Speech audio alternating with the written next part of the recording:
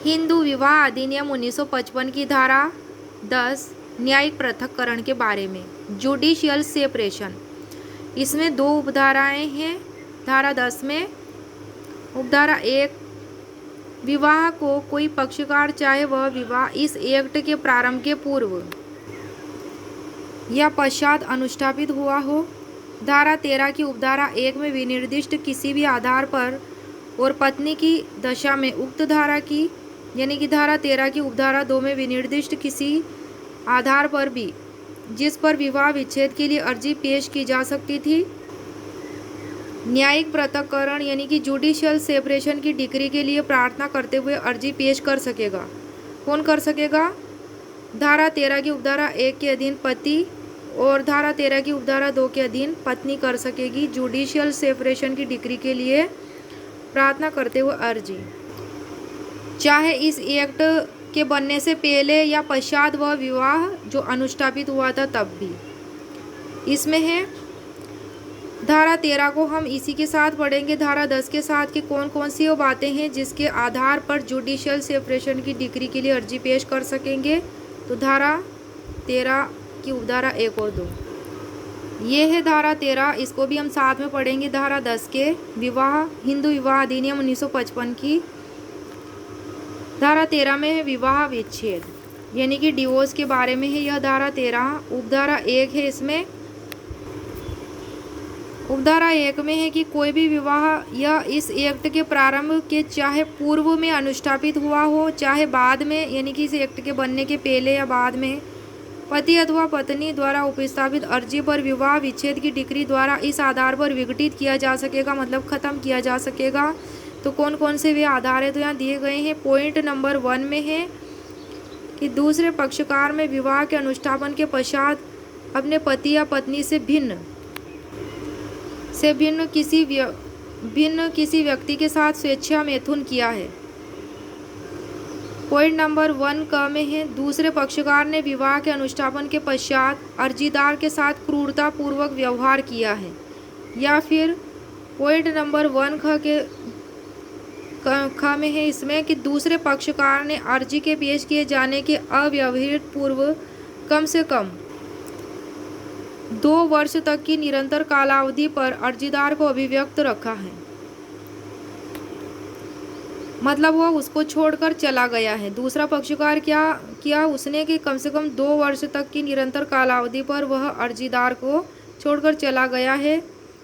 दूसरा पॉइंट है कि दूसरा पक्षकार अन्य धर्म में संपरिवर्तित हो गया है यानी कि वह हिंदू नहीं रह गया है। या फिर तीसरा पॉइंट है इसमें कि दूसरा पक्षकार असाध्य रूप से विकृत चित्त रहा है अथवा निरंतर या आंतरायिक रूप से इस हद तक मानसिक विकार से पीड़ित रहा है कि अर्जीदार से युक्तियुक्त रूप से आशा नहीं की जा सकती कि वो प्रत्यर्थी के साथ रहे। स्पष्टीकरण है इसका भी कि क्लोज क में मानसिक विकार पद से मानसिक बीमारी, मस्तिष्क का संरोध या अपूर्ण विकास, मनोविकृति या मस्तिष्क का कोई अन्य विकार या निशक्तता अभिप्रेत है और उसके अंतर्गत विखंडित मानसिकता भी है। क्लोज ख में है मनोविकृति पद से मस्तिष्क का दीर्घ स्थायी विकार या निशक्तता, चाहे इसमें वृद्धि की असामान्यता हो या नहीं, अभिप्रेत है जिसके परिणाम स्वरूप दूसरे पक्षकार का आचरण असामान्य रूप से आक्रामक या गंभीर रूप से अनुत्तरदायी हो जाता है और चाहे उसके लिए चिकित्सकीय उपचार अपेक्षित हो या नहीं अथवा ऐसा उपचार किया जा सकता हो या नहीं, इस आधार पर भी वो डिक्री सेपरेशन के लिए अर्जी पेश कर सकता है। फिर आ जाता है 5th पॉइंट, 5वां पॉइंट है दूसरा पक्षकार संचारी रूप से रतिज रोग से पीड़ित रहा हो। कौन से रोग से? रतिज रोग से। 6ठा पॉइंट है दूसरा पक्षकार किसी धार्मिक पंथ के अनुसार प्रवज्जा ग्रहण कर चुका है। क्या ग्रहण कर चुका है? प्रवज्जा, मतलब कि वह सांसारिक मायामोह को त्याग कर वो बन गया है, सन्यासी हो गया है। और 7वां पॉइंट है दूसरा पक्षकार जीवित है या नहीं इसके बारे में 7 वर्ष तक या उससे अधिक कालावधि के भीतर उन्होंने कुछ नहीं सुना है। जिन्होंने उसके बारे में यदि पक्षकार जीवित होता तो स्वाभाविकतः सुना होता। इसका स्पष्टीकरण है कि इस उपधारा में अभित्यजन पद से विवाह के दूसरे पक्षकार द्वारा अर्जीदार का ऐसा अभित्यजन अभिप्रेत है जो युक्तियुक्त कारण के बिना और ऐसे पक्षकार की सम्मति के बिना या इच्छा के विरुद्ध और इसके अंतर्गत विवाह के दूसरे पक्षकार द्वारा जानबूझकर अर्जीदार की उपेक्षा करना भी है। और इस पद के व्याकरणिक रूप भेदों तथा सजातीय पदों के अर्थ अनुसार लगाए जाएंगे, तदनुसार लगाए जाएंगे। उपधारा एक का में है कि विवाह का कोई भी पक्षकार विवाह इस एक्ट के प्रारंभ के चाहे पूर्व में अनुष्ठापित हुआ है या पश्चात विवाह विच्छेद को डिक्री द्वारा विवाह के विघटन के लिए इस आधार पर भी अर्जी उपस्थित कर सकेगा। पॉइंट नंबर 1 में है कि ऐसी कार्रवाई में पारित जिसके लिए उस पक्षकार के जो पक्षकार थे न्यायिक पृथक्करण यानी कि जुडिशियल सेपरेशन की डिक्री के पश्चात 1 वर्ष या उससे ऊपर को कालावधि पर उन पक्षकारों के बीच सहवास का कोई पुनरारंभ नहीं हुआ है, मतलब वे एक साथ नहीं रह रहे हैं दोबारा 1 वर्ष के भीतर, तो भी वो डिक्री के लिए अर्जी कर सकेगा डिवोर्स की। दूसरा पॉइंट है ऐसी कार्रवाई में पारित जिसके उस विवाह के पक्षकार जो पक्षकार थे दाम्पत्य अधिकार के प्रत्यास्थापन की डिक्री के पश्चात 1 वर्ष या उससे ऊपर की कालावधि पर उन पक्षकारों के बीच दाम्पत्य अधिकारों का कोई प्रत्यास्थापन नहीं हुआ है, वह दोबारा उनके वैवाहिक जीवन में लौट के नहीं आए हैं, तब भी वह क्या होगा, डिवोर्स लेने का हकदार होगा। तो ये तो थी पति के लिए कि पति किस आधार पर डिक्री जो है ले सकेगा, डिवोर्स ले सकेगा। दूसरी उपधारा में है जब पत्नी डिवोर्स लेगी।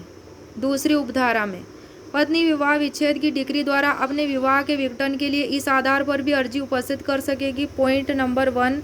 कि इस एक्ट के यानी कि हिंदू विवाह अधिनियम 1955 के प्रारंभ के पूर्व अनुष्ठापित विवाह की दशा में पति ने ऐसे प्रारंभ के पूर्व फिर विवाह कर लिया था या कि अर्जीदार के विवाह के अनुष्ठापन के समय पति की कोई ऐसी दूसरी पत्नी जीवित थी जिसके साथ उसका विवाह ऐसे प्रारंभ हुआ था, तब वह ले सकेगी। परंतु जब यह कि दोनों दशाओं में दूसरी पत्नी अर्जी के उपस्थापन के समय जीवित हो या फिर दूसरा पॉइंट है कि पति विवाह के अनुष्ठान के पश्चात रेप, गुदा, मैथुन या पशुगमन का दोषी रहा है, तब भी वह डिवोर्स ले सकेगी। तीसरा पॉइंट है कि हिंदू दत्तक तथा भरण पोषण अधिनियम 1956 जो एक्ट नंबर 78 है 1956 का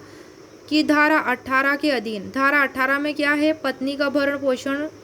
तो उसके अधीन बाद में या CRPC की धारा 125 के अधीन, यानी कि इसमें भी पत्नी, माता पिता, संतान के भरण पोषण से संबंधित प्रावधान किए गए हैं। धारा 125 CRPC 1973 में की कार्रवाई में पत्नी को भरण पोषण दिलवाने के लिए पति के विरुद्ध यथास्थिति डिक्री या आदेश इस बात के होते हुए पारित किया गया है कि वह अलग रहती थी और ऐसी डिक्री या आदेश के पारित किए जाने के समय 1 वर्ष या उससे ऊपर की कालावधि भर पक्षकारों के बीच सहवास का पुनरारंभ नहीं हुआ है, वे साथ साथ नहीं रहने लगे हैं। और चौथा पॉइंट है कि उसका विवाह चाहे विवाह उत्तर संभोग हुआ हो या नहीं, उसकी 15 वर्ष की आयु हो जाने के पूर्व अनुष्ठापित किया गया था उसका विवाह, और उसने 15 वर्ष की आयु प्राप्त करने के पश्चात किंतु 18 वर्ष की आयु प्राप्त करने के पूर्व विवाह का निराकरण कर दिया है। मतलब उस विवाह से जो है उसने इनकार कर दिया है, जब वो 15 वर्ष से पहले की थी तब विवाह हुआ था और बाद में 18 वर्ष से पहले की, तो वह क्या होगा, डिवोर्स ले सकेगी। स्पष्टीकरण दिया गया है इसमें कि यह खंड उस विवाह को भी लागू होगा जो विवाह विधि संशोधन अधिनियम 1976 जो एक्ट नंबर 68 है के प्रारंभ के पूर्व या उसके पश्चात अनुष्ठापित किया गया है। तो ये जो क्लोज है, क्लोज 4 ये किस में लागू होगा, उसमें भी लागू होगा, विवाह विधि संशोधन अधिनियम 1976 के प्रारंभ के पूर्व या पश्चात जो वह विवाह हुआ हो। धारा 10 की उपधारा 2 है कि न्यायिक पृथक्करण की डिक्री पारित हो गई हो, वहाँ अर्जीदार इस बात की बाध्यता नहीं होगी, अर्जीदार पर इस बात की बाध्यता नहीं होगी कि वह प्रत्यर्थी के साथ सहवास करे, उसके साथ रहे, किंतु दोनों पक्षकारों में से किसी के भी अर्जी द्वारा आवेदन करने पर तथा ऐसी अर्जी में किए गए कथनों की सत्यता के बारे में अपना समाधान हो जाने पर कोर्ट यदि वह ऐसा करना न्याय संगत और युक्तियुक्त समझे तो डिक्री को विखंडित कर सकेगा। कब कर सकेगा कोर्ट डिक्री को विखंडित, जब दोनों पक्षकारों में से किसी के भी अर्जी द्वारा आवेदन करने पर और ऐसी अर्जी में किए गए कथनों की सत्यता के बारे में अपना समाधान हो जाने पर।